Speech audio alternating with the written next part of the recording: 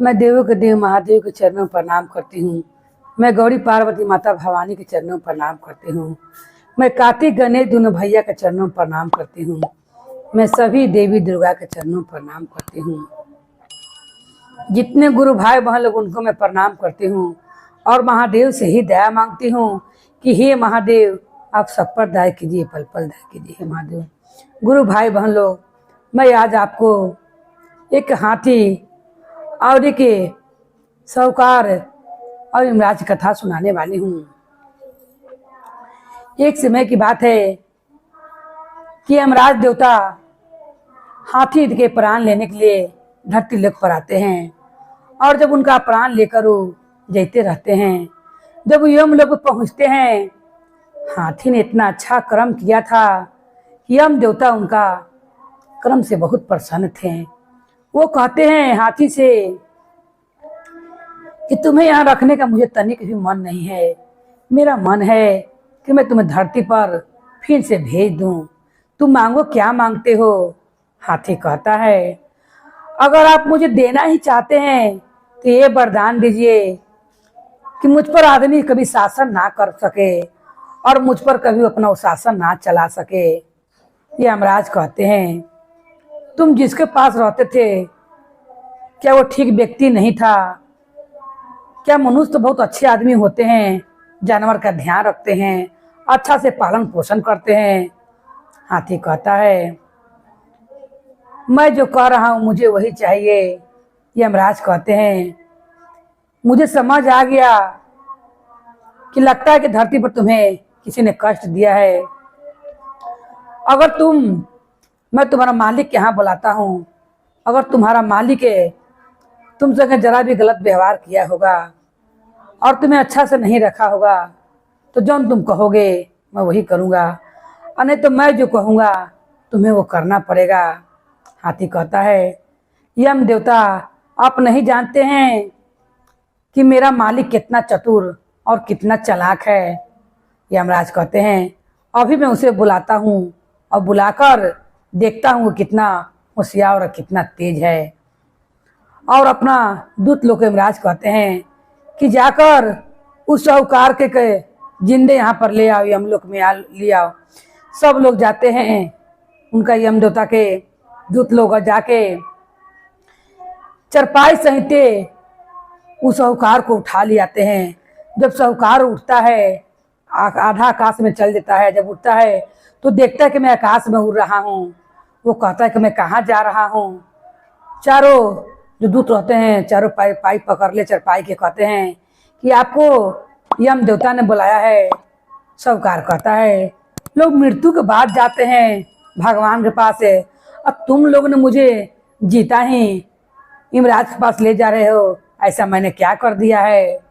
वो कहते हैं तुम्हारा हाथी मर गया है और उन लोग के वार्तालाप के कारण यमराज ने तुम्हें बुलाया है।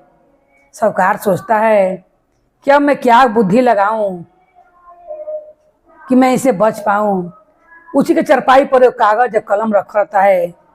वो कागज कलम में क्या लिखता है कि महादेव ने कहा यमराज के कि तुम अपना सिंहासन छोड़ दो, जो व्यक्ति जा रहा है वही उस पर बैठेगा और तुम दरवानी करना। जब लेकर जाते हैं उन्हें साहूकार के ऊपर, वो कागज कोरा कागज यमराज को दिखाते हैं। यमराज जैसे कागज पढ़ता है वो अपना सिंहासन से उतर जाता है और सोचता है कि महादेव ने लिख कर दिया है तो मुझे महादेव का तो बात मानना पड़ेगा, और उसे अपना सिंहासन पर बैठाते हैं।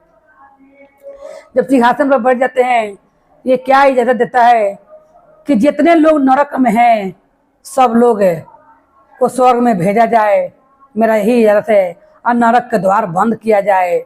इस साहूकार कहता है अब तो गुलाम बन रहते हैं। यमराज कहते हैं कि जो इनका भाई हुक्म है वही किया जाएगा, क्योंकि महादेव के कहला पर सब हो रहा है।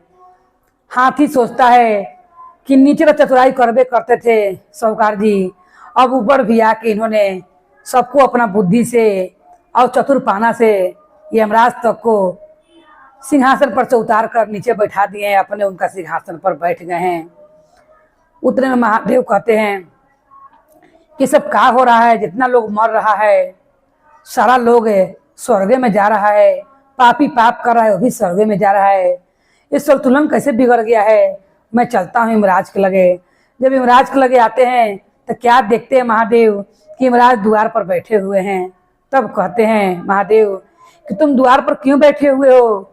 यमराज कहता है आप ही ने तो कागज में लिख कर दिया था, कोरा कागज में, कि जो व्यक्ति को मैंने जीता बुलाया है उसे मैं अपना स्थान दे दूं और मैं नीचे बैठ जाऊं, मेरा सिंहासन पर वो बैठ जाए।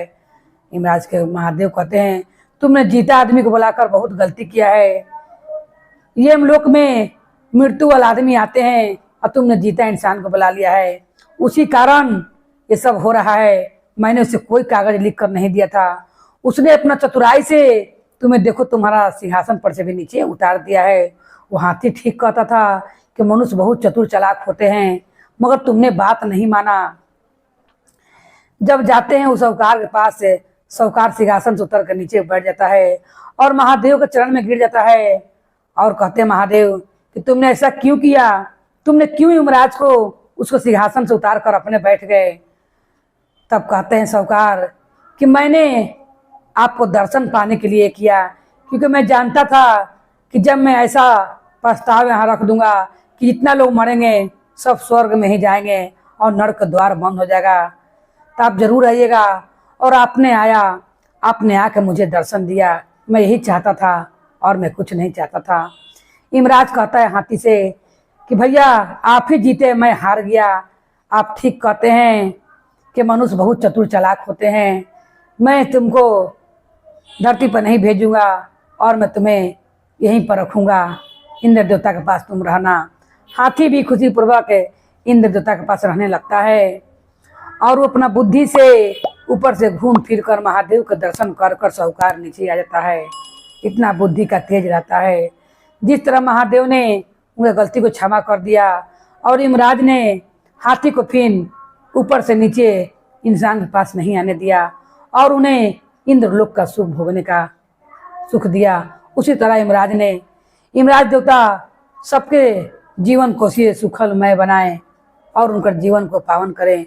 बोलिए हर हर महादेव की जय, बोली पार्वती मैया भवानी की जय, भैरव भैया की जय, हर हर महादेव की जय।